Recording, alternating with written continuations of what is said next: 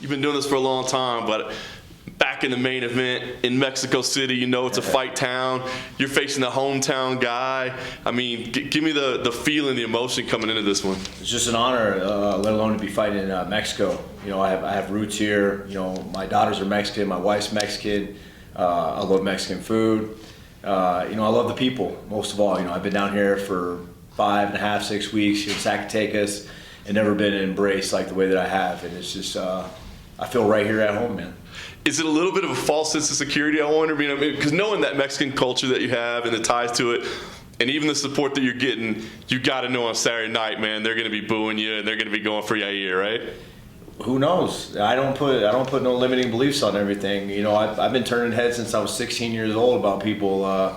You know, I've been told they're going to kill me in Brazil, and then I end up killing their boy. So I'm going to be turning heads, man. I feel like I got a lot of fans here. I have a lot of Mexican fans. I have Mexican roots. Pero is, you know, if this country's not going to save him, bro. It's not. You know, he's a kid. He's a chamaco, and I'm a man. You know, I fight like a man. I don't run, you know, and I'm here to whoop his ass. I'm here to embarrass him and outpoint him and just whoop him every single step of the way. You were on quite the run, man. Then you had the setbacks, but you're talking about fighting against, you know, the best of the best. Tell me what you took out of those fights. What lessons did you take out of them? Lessons is that no one's ever taken the dog out of me. No one's ever just whooped my ass, tossed me around. You know, I've lost these little split decisions that could have went my way. You know, I'm losing these little technical battles. And what do? I go and train with Tony Ferguson. You know, I started learning some footwork. I learned some fancy shit. I learned an incredible amount of stuff with him. So I'm always changing and always adapting. You got to ask yourself, how does a kid coming up from 21 years old, used to be a brawler, but yet I have multiple knockouts on my limbs. I continue to come back and get better and better and better. And I put you in fucking highlight fashion, real knockouts, bro. Too hot for TV type shit. And I embarrass people, and that's what I plan on doing Saturday night. Ain't nothing gonna be different.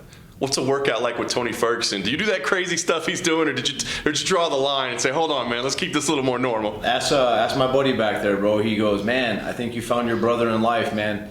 And it was a great moment because I actually do work out the same type of way, and I always known that we were kind of similar in a lot of sense. So we train about 6.5 hours out of the day straight, just putting in fucking work, and then we chill out, watch Rocky IV, and then boom, go run around like midnight, 1 o'clock in the morning, and just I loved it. It was an incredible experience, and I can't wait to go back and help him out for his upcoming fight. So we made a brotherhood, and it's been great. I learned a lot from him. That's awesome, man. All right, well, you talked about the setbacks, but now you're back in the main event, right? Before the setbacks, 2-0, pretty fantastic main event appearances. I mean, is there something a little special, a little extra edge when you're the guy? Yeah, it's 5 rounds. These guys can't run from me and squeeze out a little decisions in 3 rounds. The beat was looking up at the clock, gasping for air. If you didn't hit me in the nuts in the first round so damn hard, I would have kept going and put the pressure on him. I was breaking that kid, you know, and I feel like he has a lot more pop on his stuff, and he's a better wrestler. Yair can't fucking wrestle for shit. He's in trouble. I'm going to slam him on his head, and I'm going to cut him open. He thinks Frankie Edgar as swallows eye. Wait till I cut him open. I've been in one of those bloodiest fights in history. You know, I just keep setting records. I keep continuing to get better, and it's going to be my time come Saturday night. You said it, man. You've been down here for like a month at this point, man, and I wonder, you know, the altitude, you got to adjust for the altitude, but it seems like to me, you're soaking in more than just the altitude, right? I mean, am I wrong in saying that like you didn't just get used to altitude? It feels like this was like a special camp for you. Yeah, I wanted to put myself amongst the people. You know, I've been fighting for, 12 years in the UFC, 17 years in the game. I've been fighting since I was 16. Everything I have is from my hands, you know, and I did most of my camps at home where I'm comfortable in my jacuzzi and my swimming pool and around my family and my beautiful wife cooking me all the delicious meals. Coming out here, I wanted to put myself amongst the people and embrace the culture. You know, not only did I get blessings, I've been to tame mescals, I've been running the mountains in La Bufa. You know, I really surrounded myself amongst the people and put myself in the culture. I love it here. This isn't my first time here in Mexico. I continue to spend my money here and support the people. And you know, it's humbling walking around. You know, you go walk around, you see people cleaning the streets, you see people asking for money.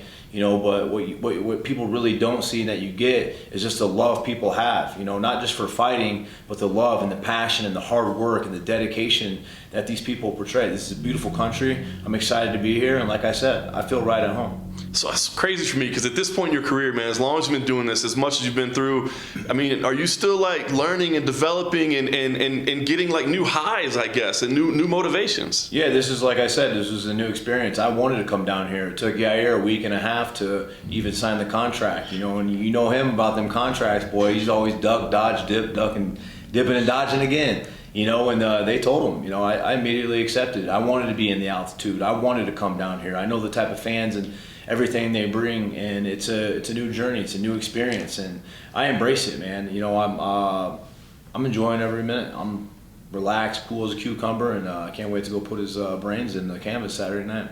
I know you're kind of an old school hardcore fighter. He seems like this kind of new generation. He's fancy. He's got, you know. What is that? What is new generation, bro?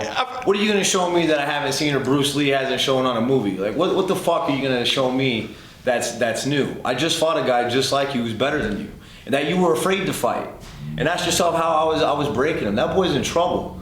You know what I'm saying? Like, he's got to think about, damn. I'm going up against a guy who I backed out of a fight from, and this guy put a pace on him and was whooping his ass, and I won the first and the third. If you beg to differ, just go back. He weaseled out the first round by doing some flashy shit. And I was putting knuckles to his head, and now this kid's got to go 5 rounds with me. Like, what are you gonna show me that's new, bro? I've been in there with better guys than you. You know, you're a kid, bro. You can't even fucking wrestle.